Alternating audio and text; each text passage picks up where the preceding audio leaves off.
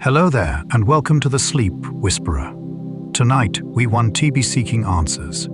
Instead, we will float in the vast, quiet sea of all that we do not know. For every truth science has uncovered, a dozen deeper mysteries have emerged, each one a testament to the endless wonder of the cosmos and our own fragile, questioning place within it. Our journey will take us from the ghostly realms of quantum possibility to the silent, ancient puzzles buried in our own biology. We will gaze upon cosmic structures, so immense they defy comprehension, and ponder the intimate, inexplicable quirks of the human mind. These are not failures of knowledge, but invitations to awe. They are the frontiers where certainty ends and wonder begins. If these explorations of the unknown help you find peace at the end of the day, please consider liking or subscribing. Your support helps this quiet corner of contemplation grow. But for now, set all that aside. Let the weight of the world melt away, and allow these mysteries to carry you into a state of deep, restful curiosity. If you are ready, let us begin. We don't know what existed, if anything, before the Big Bang. The story of our universe starts with a cosmic dawn, a moment of unimaginable density and heat from which space and time themselves erupted. But this beginning, the Big Bang, is also a wall. What came before it? The question itself may be a trick of language, for if time was born in that instant, then there was no before, in the way we understand it. Yet, the human mind rebels against this. We imagine a void, an eternal stillness, or perhaps a previous cosmos that collapsed and recycled itself. Some theories suggest our universe is one bubble in a frothing multiverse, eternally budding off from a deeper meta-reality. Others propose a state of nothingness that is inherently unstable, forever tipping into the something of a universe. But these are mathematical phantoms, ideas we can sketch with equations but never truly observe. The moment of Genesis is veiled from us, a permanent blind spot at the very origin of everything we know. Free, the universe may be a hologram, and we are the projection. Consider the possibility that our vivid, three-dimensional reality, the feel of rain, the solidity of the ground, the vast depths of space, is an illusion. The holographic principle, a daring idea from theoretical physics, suggests that all the information needed to describe our universe could be encoded on a distant, two-dimensional surface like a cosmic DVD. We and everything we experience are the high-resolution projection of that data. This isn't science fiction, but a serious attempt to reconcile gravity with quantum mechanics. The mathematics suggests that the maximum amount of information in any region of space is proportional not to its volume, but to the area of its boundary. It is as if the universe has a pixel count, and it is determined by its surface area. If true, reality is a kind of illusion, a breathtakingly complex hologram. We are living inside a shadow, a whisper of information emanating from the edge of the known. The laws of physics may not be constant throughout the universe. We assume that the rules we discover here, in our humble corner of the cosmos, are the same everywhere. The speed of light, the strength of gravity, the mass of an electron, we take them as universal constants. But what if they are merely local bylaws? Some cosmologists have looked at light from the most distant quasars and wondered if the fine structure constant, which governs the strength of electromagnetic interactions, was subtly different billions of years ago. The evidence is controversial, but the implication is staggering. If the laws of physics can change over time or vary across space, then our entire understanding of cosmology is built on sand. Regions of the universe could be governed by entirely different rule sets. Places where chemistry is impossible or where gravity repels. The uniformity of nature, a bedrock principle of science, may itself be an exception, not the rule as if. There may be a shadow universe of mirror matter all around us. What if every particle of matter you know has a hidden mirror twin? This is not antimatter, but something even more elusive. parallel set of particles that interact with ours only through gravity. This mirror matter would be invisible to our light, undetectable by our instruments, yet it would have mass. It could form mirror stars, mirror planets, even mirror life, all coexisting with us in the same space, forever unseen. This elegant idea could explain the dark matter mystery. The missing mass of the universe might simply be this shadow reality, a cosmic echo of our own. We would never see it, never touch it, but we would feel its gravitational pull. The night sky, already vast, would be twice as full, with constellations of mirror stars shining with a light we cannot perceive, a silent, parallel cosmos woven through our own. The universe might be fundamentally geometric at its smallest scale. Asterisk, asterisk, we picture atoms as tiny solar systems, with electrons whizzing around a nucleus. But at the very smallest scales, this image breaks down. The fabric of space-time itself may be woven from geometric building blocks. Theories like loop quantum gravity propose that space is not smooth and continuous, but composed of tiny, indivisible loops or geometric shapes, a fabric of reality woven from a billion tiny stitches.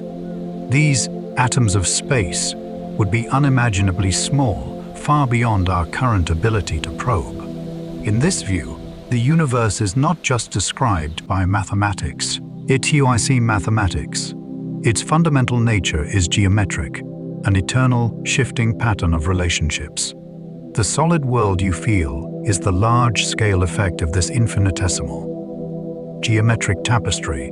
For reality might be built from a single, fundamental type of object, a string. Asterisk, asterisk, string theory is one of the most ambitious and controversial ideas in physics.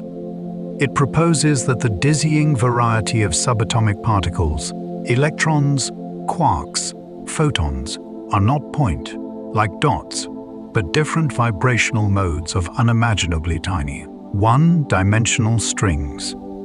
Like a single violin string that can play many notes, a single fundamental string can manifest as different particles based on how it vibrates.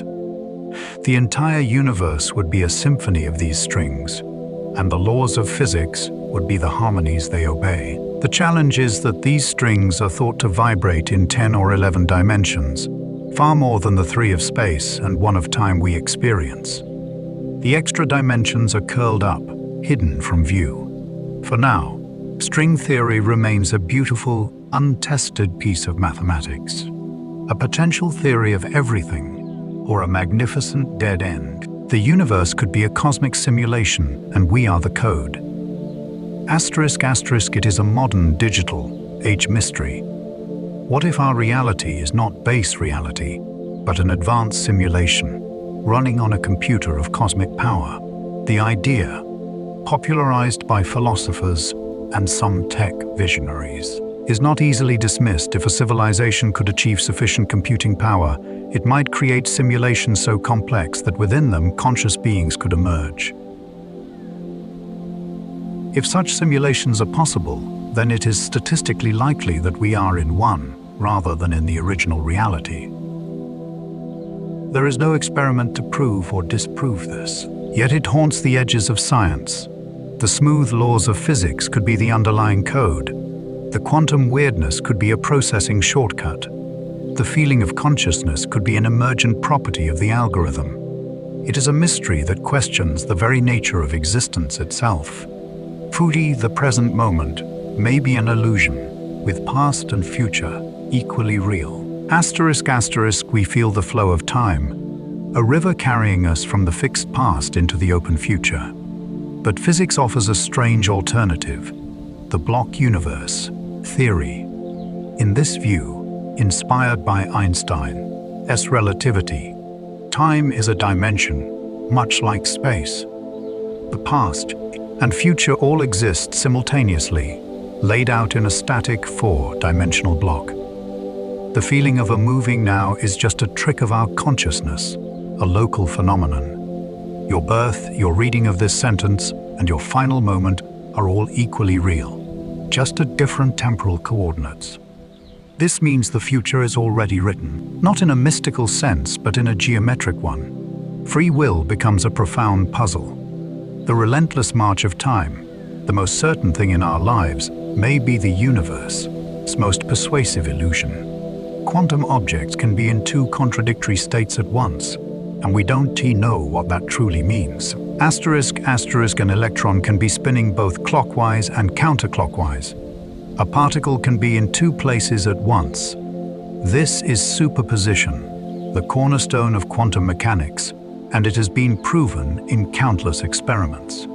But what is actually happening? Is the particle physically smeared out across multiple possibilities, or are there multiple parallel worlds, each containing one version of the outcome? The mathematics works perfectly, but the interpretation remains fiercely debated. We use this weirdness to build powerful technologies like lasers and quantum computers. Yet we are like savages using a smartphone with no idea how it works. The universe at its heart seems to run on a logic of, and rather than, or, a fundamental fuzziness that contradicts everything about our daily experience. Particles can be connected across vast distances in a way that defies locality. When two particles become entangled, a connection is forged between them that seems to ignore space. Measure one, and the other instantly assumes a correlated state, even if it is on the other side of the galaxy. Einstein called this spooky action at a distance, and it appears to violate the cosmic speed limit, the speed of light. Experiments have confirmed it over and over. This non-locality suggests that the universe is deeply interconnected in a way we cannot visualize. Space itself may be an emergent property, not the fundamental backdrop we assume. The universe may be more like a single, unified entity, and the separation between things a kind of trick of perception. In various locations around the world, a small percentage of the population reports hearing a persistent, low-frequency humming noise, often described as a distant diesel engine idling. This, the hum, as it is known, is inaudible to most people and its source has never been identified. It has been reported in places like Taos, New Mexico and Bristol, England. Is it industrial noise, acoustic phenomena related to geological activity, tinnitus, or something else entirely? For those who can hear it, it can be a source of great distress, and its origin remains an acoustic mystery. The cause of the Tunguska event is still debated. On the 30th of June, 1908, a massive explosion flattened over 2,000 square kilometers of forest in a remote part of Siberia. The Tunguska event released energy hundreds of times more powerful than the atomic bomb dropped on Hiroshima. No crater was ever found.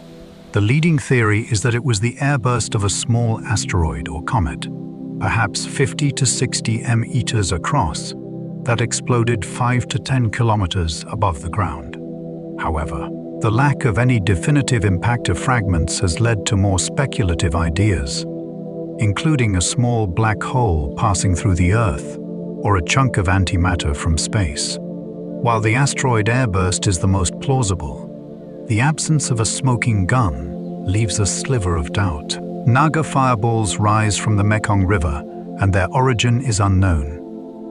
Every year, on the night of the full moon at the end of the Buddhist Lent, glowing reddish balls of fire are seen rising from the Mekong River in Thailand and Laos. These Naga fireballs can be as small as a spark or as large as a basketball, and they rise silently hundreds of feet into the air before disappearing.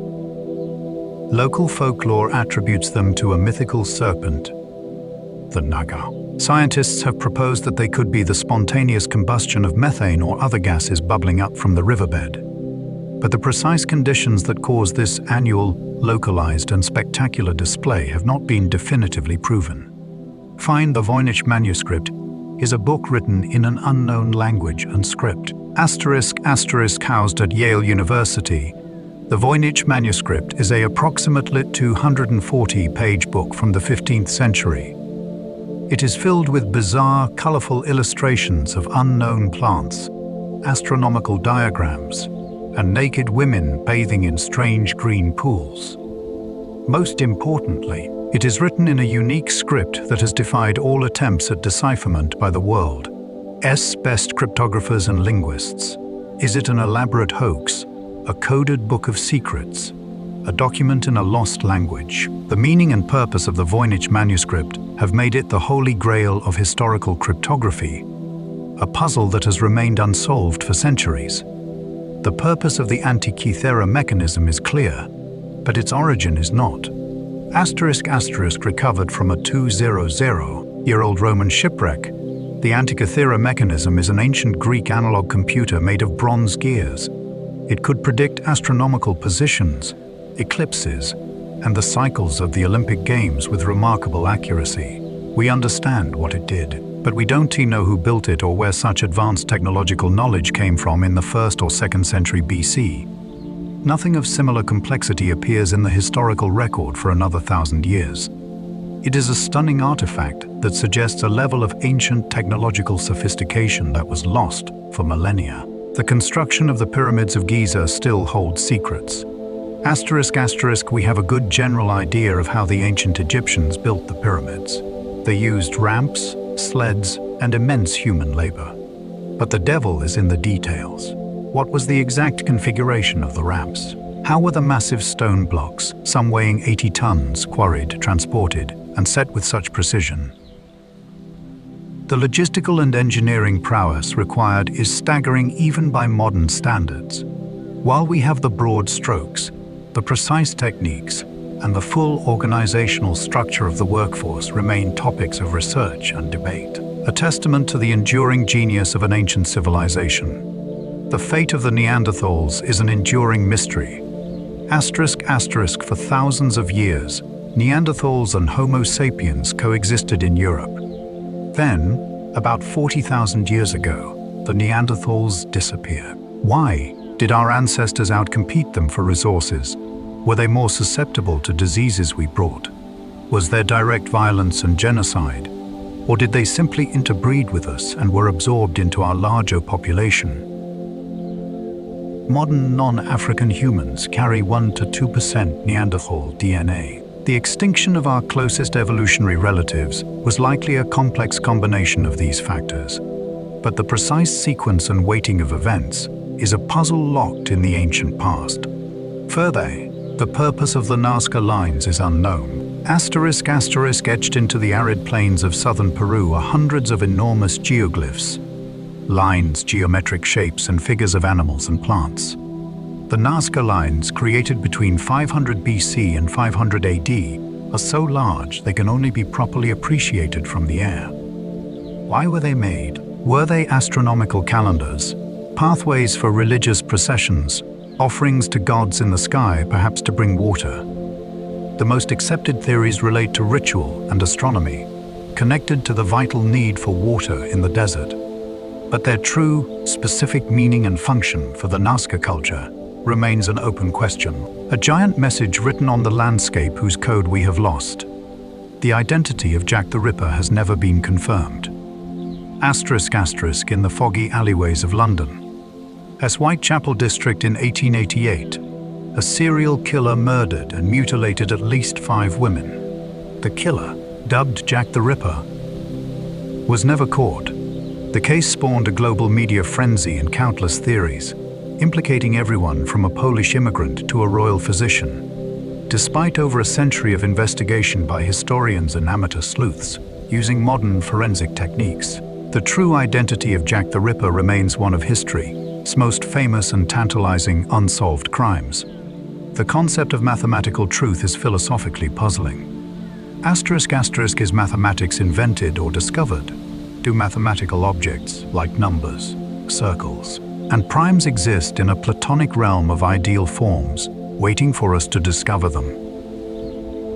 Or are they human inventions, useful constructs of the mind that happen to fit the world well? The unreasonable effectiveness of mathematics in the natural sciences, as physicist Eugene Wigner put it, is a deep mystery. Why should the abstract rules of logic and numbers so perfectly describe the behavior of the physical universe? The nature of mathematical truth sits at the crossroads of philosophy, science, and logic, and has no definitive answer. Figdel is incompleteness.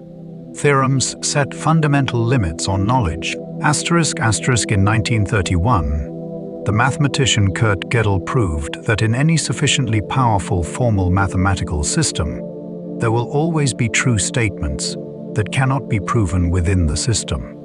In other words, mathematics is inherently incomplete. There will always be truths that are beyond the reach of proof. This was a shocking blow to the dream of a complete, consistent foundation for all of mathematics. It also has profound implications for the limits of logic and knowledge itself, suggesting that in any complex system, perhaps even the universe itself, there are truths that are fundamentally unprovable. The nature of infinity is a concept that the human mind struggles to grasp. Infinity is not just a very large number, it is a concept that defies our finite intuition. Mathematicians have defined different sizes of infinity, showing that some infinities are larger than others. But what does it actually mean for something to be infinite? Can an infinite universe exist? Does time have no beginning or end?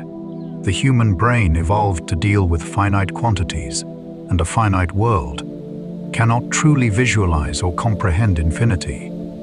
It remains an abstract, powerful, and deeply mysterious concept that lies at the foundation of much of mathematics and cosmology. The ultimate fate of the universe depends on a force we don't understand. Will the universe expand forever, cooling into a dark, lifeless heat death? Will it eventually reverse course in a big crunch, or will it be torn apart in a big rip by dark energy? The answer depends on the properties of dark energy,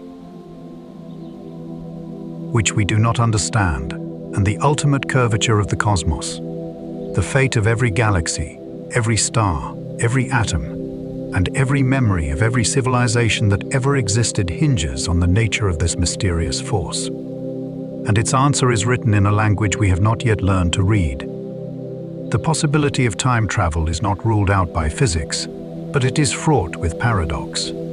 According to Einstein's general relativity, certain configurations of matter and energy, like wormholes or infinitely long rotating cylinders, could create paths through space-time that loop back on themselves, allowing for time travel to the past. However, this leads to logical paradoxes, like the famous grandfather paradox, where you go back in time and prevent your own birth. Most physicists believe Summers. Yet, unknown law of physics, perhaps related to quantum gravity, prevents time travel, making the universe a consistent story. But the fact that our best theory of space and time allows for the possibility at all is a stunning and deeply puzzling fact. The question of whether we are alone in the universe may be answered in our lifetime, or never. This is perhaps the most profound of all human questions. With new telescopes, we are analyzing the atmospheres of exoplanets, looking for the chemical signatures of life, biosignatures. We are listening for signals and searching our solar system for microbes. The discovery of even simple extraterrestrial life would revolutionize our understanding of biology and our place in the cosmos. But the silence so far is profound. Is life a cosmic fluke, a rare and precious spark?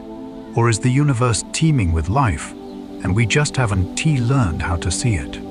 The answer, whichever it is, will change everything. And until we have it, we are left to wonder in the great, star-filled silence.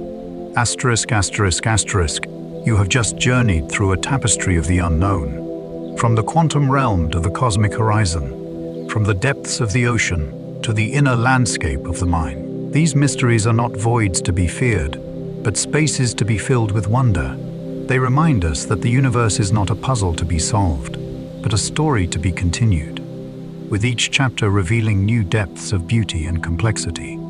As you lie here now, let the weight of these questions not burden you, but lift you. There is a profound peace in accepting the unknown, in resting in the vastness of all that is yet to be understood. You are part of this mystery, a conscious node in a network of existence that is forever seeking to know itself. So let your breathing slow. Let your body settle. Imagine each mystery not as a problem, but as a star in the quiet sky of your mind. You don't need to grasp them. You only need to let them shine above you, a constellation of wonders that will watch over you as you drift into sleep.